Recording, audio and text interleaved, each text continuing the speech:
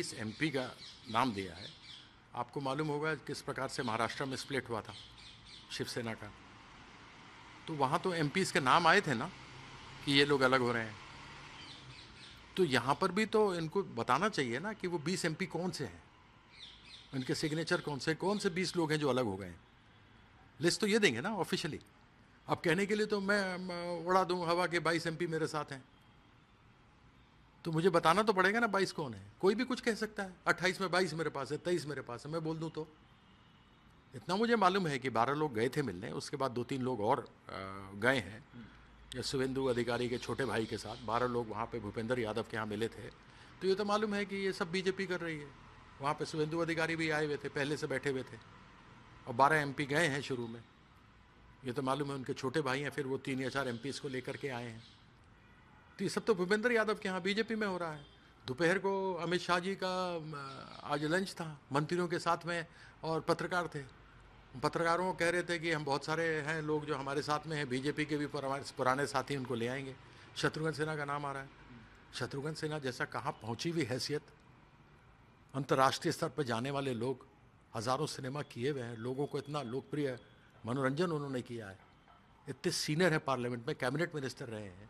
उनसे मेरी बात हुई, उनको बदनाम कर रहे हैं, उनका नाम लिख रहे हैं, मालूम ही नहीं है। काकोली घोष इन सब चीजों को लीड कर रही हैं, आपको उम्मीद था ऐसा हो सकता है? काकोली लीड कर रहे हैं, वो तो समझ में आ गया।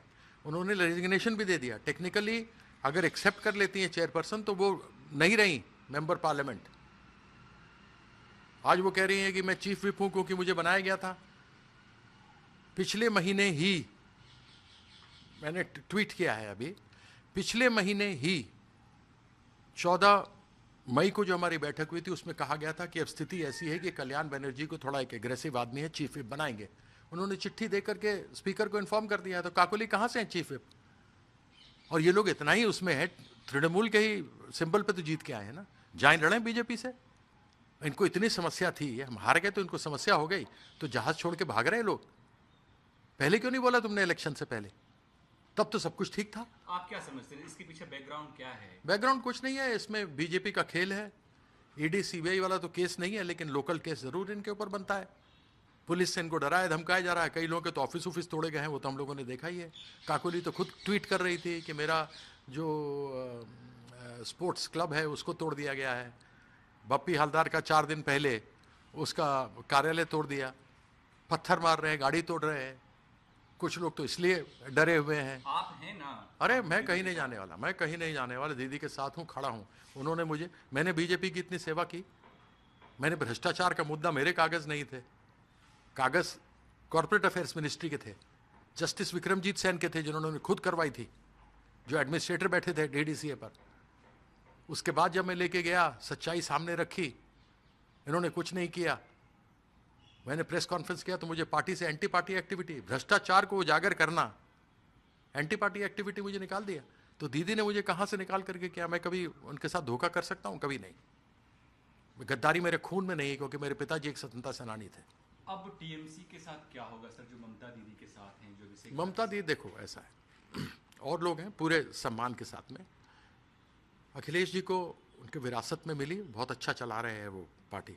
तेजस्वी को वैसे ही मिला, उद्धव जी को मिला, उन सबों का सम्मान है। वो पार्टी बहुत अच्छा चला रहे हैं। उद्धव जी की तो पार्टी तोड़ दी इन लोगों ने।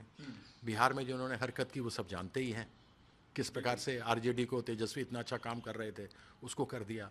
अखिलेश के पीछे पड़े हुए हैं, है ना। लेकिन ममता दीदी ने पार्टी खुद अपने खून पसीने से खड़ा किया। उनके माथा फाड़ दिया गया था, उनको बालों से घसीटा गया था, उनके रिब्स तोड़ दिए गए थे, ये पसलियाँ तोड़ दी गई थी, उनको मार के फेंक दिया गया था कि मर गई है ये। उसके बाद उन्होंने संघर्ष में खड़ा किया। तो मैं इन लोगों से कहूँगा जो जीते हैं, जाओ लड़ो बीजेपी के सिंबल पर, जीत कर आओ अगर जीत सकते हो तो, क्योंकि वह परिस्थिति अब नहीं रह गई है। तुमने तब भी वोट लूटा था, तुमने हमें हराया है, हम हारे नहीं है। तृणमूल हारी नहीं है, हराई गई है। तो जो एमएलए और एमपी अभिषेक दा और ममता दीदी को छोड़ के उधर जा रहे हैं, अलग रुख अपना रहे हैं, ऐसा नहीं है, ऐसा है। ये जो क्लेम कर रहे हैं 20 लोगों का, 20 लोगों की लिस्ट तो देंगे ना, उनका सिग्नेचर तो देंगे।